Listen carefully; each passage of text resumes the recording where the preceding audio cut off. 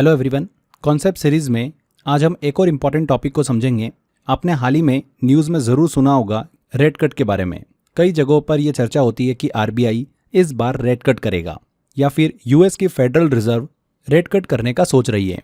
इस वीडियो में हम सिर्फ रेट कट ही नहीं बल्कि इससे जुड़ी और भी इम्पॉर्टेंट टर्म्स को बिल्कुल आसान भाषा में समझने वाले हैं, जैसे कि रेट कट क्या होता है, रेपो रेट क्या होता है, रिवर्स रेपो रेट क्या होता है और बेसिस पॉइंट क्या है। वीडियो को एंड तक जरूर देखिएगा क्योंकि इन कॉन्सेप्ट को समझना हर उस इंसान के लिए ज़रूरी है जो न्यूज़, इकोनॉमी, लोन या फिर इंटरेस्ट रेट से जुड़ी हुई चीज़ों को समझना चाहता है। तो चलिए शुरू करते हैं। सबसे पहले बात करते हैं कि रेट कट क्या होता है। तो friends, RBI reserve bank of India जब हमारे देश की इकोनॉमी को सपोर्ट करने के लिए इंटरेस्ट रेट ब्याज दरें को घटा देती हैं, तब उसे क्या कहा जाता है? रेट कट कहा जाता है। आरबीआई क्या है? भारत में एक रेगुलेटर है। इसका मतलब ये होता है कि अब बैंकों को आरबीआई से उधार लेने पर कम ब्याज देना पड़ेगा क्योंकि रेट कट किया है। तो जब बैंकों को सस्ता लोन मिलेगा तो वो भी आम लोगों को क्या करेगी? सस्ते में लोन देगी। और आसान भाषा में समझते हैं, मान लो कि आरबीआई एक बैंक है जो बाकी सारी बैंकों को पैसा देता है। अगर आरबीआई बोले भाई अब मैं तुमसे 6% नहीं सिर्फ 5.5% ब्याज लूंगा, तो ये हुआ रेट कट, यानी ब्याज दर में कटौती। अब जब बैंकों को सस्ता पैसा मिलेगा तो वो भी घर लोन जो होता है, home loan, car loan, business loan, जितने भी लोन्स होते हैं वो सस्ते में देने लगेंगे। अब यहाँ पर हम बात करें कि रेट कट से फ़ायदा क्या होता है, तो रेट कट से लोन सस्ता हो जाता है, ईएमआई कम हो जाती है। ईएमआई कम होगी तो लोगों के पास पैसा बचेगा, लोग ज़्यादा खर्च करने लगते हैं, मार्केट में पैसा आता है, लिक्विडिटी आती है, बिजनेस बढ़ते हैं, रोजगार बढ़ता है, इकोनॉमी को बूस्ट मिलता है। अब सवाल आता है कि रेट कट कौन करता है? तो RBI reserve bank of India, Bharat का जो सेंट्रल बैंक है, रेगुलेटर है, वो क्या करता है? रेट कट करता है। आरबीआई के अंदर एक स्पेशल टीम होती है जिसका नाम होता है एमपीसी, मॉनेटरी पॉलिसी कमेटी। यही कमेटी डिसाइड करती है कि इंटरेस्ट रेट को कब बढ़ाना है, घटाना है या फिर वही रखना है। और जब वो इंटरेस्ट रेट घटाती हैं तो इसे ही क्या कहा जाता है? रेट कट कहा जाता है। कोरोना के समय आपने देखा होगा इकोनॉमी बहुत स्लो डाउन हो गई थी, तो आरबीआई ने कई बार रेट कट किया था ताकि लोग सस्ते में लोन ले, ईएमआई कम हो जाए, खर्चा बढ़े, बिजनेसेस दोबारा शुरू हो। आरबीआई कब रेट कट करती है, ये क्वेश्चन हमारे दिमाग में आता है। क्या कोई फिक्स टाइम होता है इसका? तो बिल्कुल हाँ, फिक्स टाइम होता है। हर साल 4 बार आरबीआई की मॉनेटरी पॉलिसी कमेटी एमपीसी की मीटिंग होती है, अप्रैल, जून, अगस्त एंड दिसंबर में। इन 4 मीटिंग्स में आरबीआई डिसाइड करती है कि इंटरेस्ट रेट जैसे कि रेपो रेट को बढ़ाना है, घटाना है या फिर वही रखना है। लेकिन अगर जरूरत पड़े, जैसे इमरजेंसी सिचुएशन हो जाए, कोविड जैसी, तो बीच में भी एक्स्ट्रा मीटिंग बुलाकर रेट कट किया जा सकता है। तो जब रेट कट होता है तो कई सारी बैंकों को आरबीआई से सस्ता लोन मिलने लगता है और वो लोन उन्हें कम ब्याज, कम इंटरेस्ट पर मिल जाता है। जब आरबीआई बैंकों को जो लोन देती है वो जिस इंटरेस्ट पर देती है उसे ही हम क्या बोलते हैं? रेपो रेट कहते हैं। यहाँ पर आप देखिए, चार्ट में देख सकते हैं कि रेपो रेट जो है वो कोविड के समय 4% पर आ गई थी, जो कि अभी 6% के आसपास है।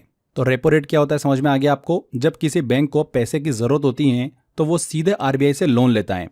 आरबीआई उस लोन पर इंटरेस्ट रेट चार्ज करती है। जो इंटरेस्ट रेट चार्ज करती है उसे ही रेपो रेट कहा जाता है। आगे फ्रेंड्स, हम बीपीएस के बारे में बात करते हैं, बेसिस पॉइंट्स के बारे में। ये क्या होता है? तो बेसिस पॉइंट को शॉर्ट में बीपीएस कहा जाता है। ये टर्म फाइनेंस फील्ड में इस्तेमाल किया जाता है जब बहुत ही छोटी परसेंटेज चेंजेस को एग्जैक्ट तरीके से दिखाना हो। एक basis point 1 BPS equal to 0.01% होता है। 100 बेसिस पॉइंट्स इक्वल टू 1%।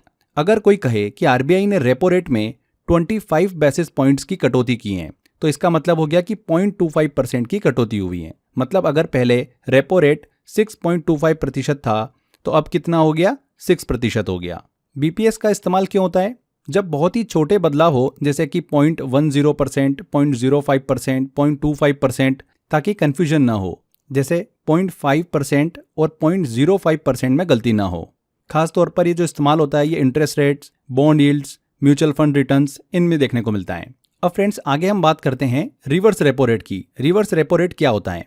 तो फ्रेंड्स, जब कमर्शियल बैंक्स जैसे कि एसबीआई, एचडीएफसी, आईसीआईसी बैंक अपना एक्स्ट्रा पैसा आरबीआई के पास जमा करते हैं तो आरबीआई उन बैंकों को जो ब्याज देता है, इंटरेस्ट देता है, उसे ही क्या कहा जाता है?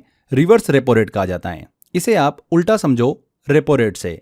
रेपो रेट बैंक आरबीआई से पैसा ले रहा है, reverse repo rate bank RBI को पैसा दे रहा है।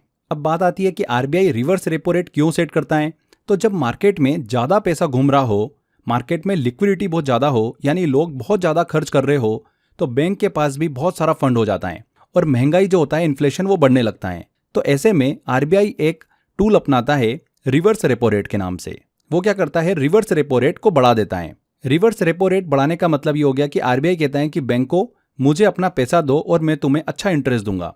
यानी बैंक अपने पैसे को मार्केट में लोन देने के बजाय आरबीआई के पास जमा करने लगते हैं, क्योंकि अब उन्हें अच्छा रिटर्न मिलने लगा है। इससे क्या फायदा हुआ, ऐसे में बैंक पैसा आरबीआई के पास देता है, मार्केट में सर्कुलेशन घट जाता है, लोगों के पास खर्च करने को कम पैसा होता है, डिमांड कम हो जाती है और महंगाई भी कम हो जाती है। तो ये मार्केट के अंदर लिक्विडिटी को या इन्फ्लेशन को मैनेज करने का आरबीआई का एक टूल है। ऐसे आरबीआई के पास अलग अलग टूल्स होते हैं। तो ये हमने फ्रेंड समझा रिवर्स रेपो रेट क्या होता है।